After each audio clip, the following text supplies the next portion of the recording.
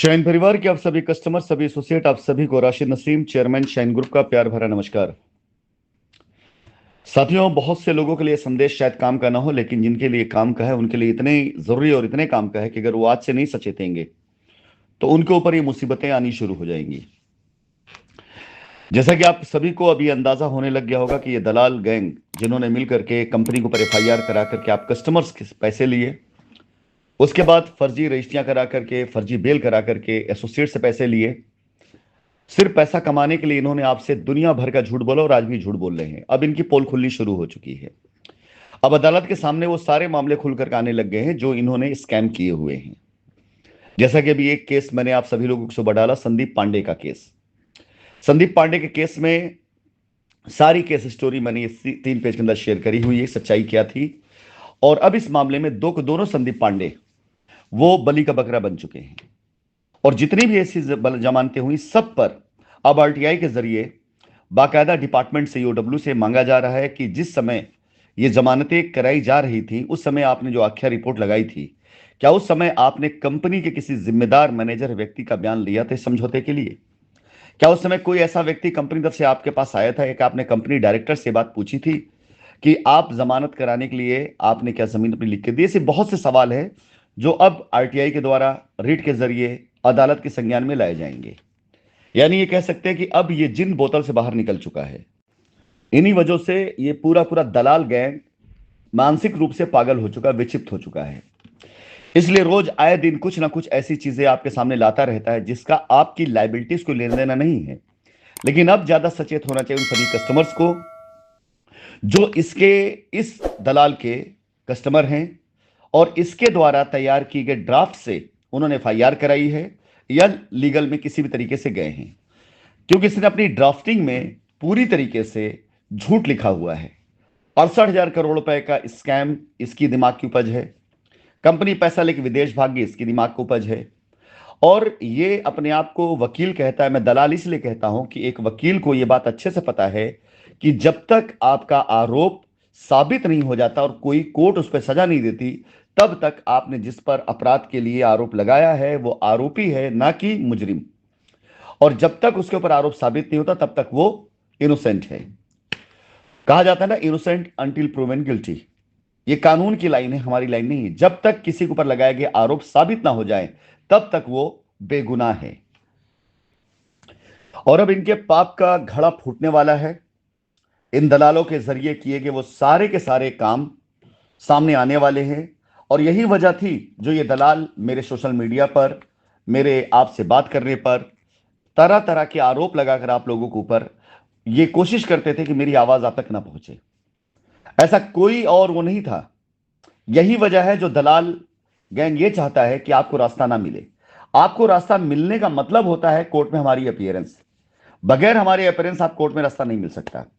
अगर हम supreme court से स्टे लेकर के आए हैं तो यह आपको समझाने की जगह कि सुप्रीम कोर्ट ने अगर इतने बड़े मामले में स्टे दे दिया तो कहीं ना कहीं कोई ना कोई कमी जरूर छोड़ रखी होगी आप लोगों ने। यह समझाने की जगह आपको यह समझाने की कोशिश की जा रही है कि राशिद नसीम की देने की नियत होती तो स्टे क्यों लेकर के आते। अरे भाई, स्टे क्यों मैं लेकर के नहीं आऊंगा? सुप्रीम कोर्ट, हाई कोर्ट कोई मेरा घर तो है नहीं कि स्टे ऐसे दे देगा। कन्विंस हुए होंगे, समझा होगा, तब जाकर उन्होंने स्टे दिया है ना। और अगर मैं देख रहा हूं सामने अपराध हो रहा है, फर्जी जमीनें लिखवाई जा रही हमारी, हमारे लड़कों को डरा करके, धमका करके, उनको अपने साथ मिला करके सैकड़ों एकड़ फर्जी जमीनें दूसरों के नाम पे लिखवा दी जा रही हैं। आज जब सारे साक्ष्य मेरे सामने आ चुके हैं, सारे सबूत आ चुके हैं, सारे पेपर आ चुके हैं, सब कुछ आ चुके हैं, तो मैं क्यों खामोश बैठूंगा? मैं इनकी कब्र खोद के उसे दफन कर दूंगा इनको। और यही डर इनके अंदर था, यही डर इनको सताता था कि अगर ये पोल इनकी खुल गई तो कस्टमर भी इनको मारेगा, एसोसिएट भी मारेगा, कानून भी मारेगा। अभी तो पहली बार कानून से पढ़ने जा रही है कि ताबड़तोड़ एक साथ कम से कम कुछ नहीं 200 से 300 आरटीआई, ईओडब्ल्यू और ईडी तक जाने जा रही हैं, जिसमें यही सवाल किया जाएगा कि इन दलाल वकीलों के द्वारा कराई गई एफआईआरों में जो झूठे आरोप लगाए गए उसमें कितनी सत्यता पाई गई, उस जांच में क्या सच्चाई निकल करके आई है। और उसके बाद इनके द्वारा कराए गए जितने भी अब तक के जो भी बेल हुई हैं उनमें जो भी इस तरह के एफिडेविट लगाए गए, समझौते लगाए गए, क्या उसको वेरिफिकेशन किया गया है। और ये आरटीआई के साथ साथ ऊपर लेवल तक, हाईएस्ट लेवल तक, अधिकारियों तक मेल के द्वारा भी सूचित किया जाएगा कि अपने यहां के विवेचना अधिकारियों की जांच इस लेवल पर की जाए कि किस विवेचना अधिकारी ने कब कब किस समय किस जांच में क्या रिपोर्ट किससे प्रेरित होकर लगाई है। इसके अलावा ये दो दलाल वकील जो लेकर सरकारी सिक्योरिटी घूम रहे हैं, उन सरकारी सिक्योरिटी के लिए भी बाकायदा अब पूरी तरीके से चारों तरफ से बंदिशें बांधी जा रही हैं कि इनका दुरुपयोग कहां कहां किया गया है और कहां कहां इनको लेके गए हैं। उन्हें गवाह बना करके उनसे पूछा जाए कि सरकारी एजेंसी सिक्योरिटी लेने के बाद में कितनी बार इनके ऊपर जानलेवा हमला होने की कोशिश हुई, कितनी बार ऐसा महसूस हुआ कि इनके ऊपर ऐसा कोई खतरा था। ऐसी बहुत चीजें हैं जो अब इन अकल के अंधों को नहीं पता, अब इनके सामने आने वाली है। तो साथियों, मैं बताना चाहूंगा, जितने लोगों को क्लेम इन्होंने डाला है वो तो गया डूब गया, क्योंकि जब ये संदिग्ध उसमें आ गया तो इनकी तो गई जिंदगी। ये आज की तारीख में खुद कुछ नहीं कर सकता है, तो अपने वकील साथियों का साथ लेने के लिए ये दुनिया भर के झूठ बोल करके हमारे ऊपर आरोप लगाता है और दिखाता है कि अब फला इनके साथ है, फला इनके साथ में है।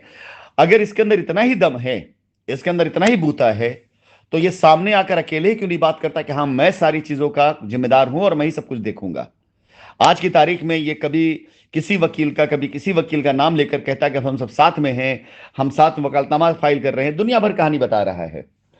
और अगर ये सच्चा है, ईमानदार से किसी साथ की जरूरत नहीं पड़ेगी, जिसे मैं नहीं कहता हूं। मेरे पास तो न जाने कितने समझौते आते गए, न जाने कितने ऐसे अधिवक्ताओं ने मुझे अब तक अप्रोच करने की कोशिश करी जिनके कस्टमर की रिटें डाली गई हैं। मैंने आज तक कभी नहीं कहा फला अधिवक्ता ने मेरे से संपर्क करने की कोशिश की और मेरे साथ उनकी जो भी बातचीत हुई उसकी रिकॉर्डिंग तक मेरे पास, लेकिन मैंने आज तक रिकॉर्डिंग शेयर नहीं करी, क्योंकि हर वो बातचीत जो समझौते की तरफ जाएगी मैं उसे कभी शेयर नहीं करूंगा। हर वो बातचीत जो कस्टमर के फायदे की होगी, एसोसिएट फायदे की होगी, जो कंपनी के फायदे की होगी, जो समाज के फायदे की होगी, कानून फायदे में से कभी शेयर नहीं करूंगा जब तक उनकी परमिशन नहीं होगी।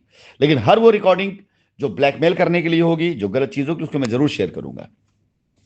तो फिलहाल सारे के सारे वो जमानत जिनकी हो चुकी हैं और सारे सारे कस्टमर जिनके एफआईआर में जमानतें हुई हैं, वो तैयार हो जाएं। कानूनन अब जल्दी उनको नोटिस सर्व होने वाली है। उन्हें बुला करके पूछा जाएगा क्या जमानत कराते हुए आपने सहमति दी थी, और ये सहमति जो आपने दी तो आपने समझौता किसके साथ किया था? कंपनी के साथ किया था? कंपनी के किस अधिकारी से आपकी मुलाकात हुई थी? अब ये जवाब कस्टमर ही देगा कि उसकी मुलाकात किससे हुई थी और कैसे समझौता हुआ था। और जिसकी जमानत हुई, जवाब वो देगा कि उसकी जमानत में समझौता किसने किया था उसकी तरफ से और कैसे हुआ था। दो के दोनों बताएंगे वकील साहब ने किया था, दोनों बताएंगे वकील साहब ने किया था। और वकील साहब का क्या अंजाम होना है वो आने वाले टाइम में आप लोग देखेंगे बड़े मजेदार तरीके से।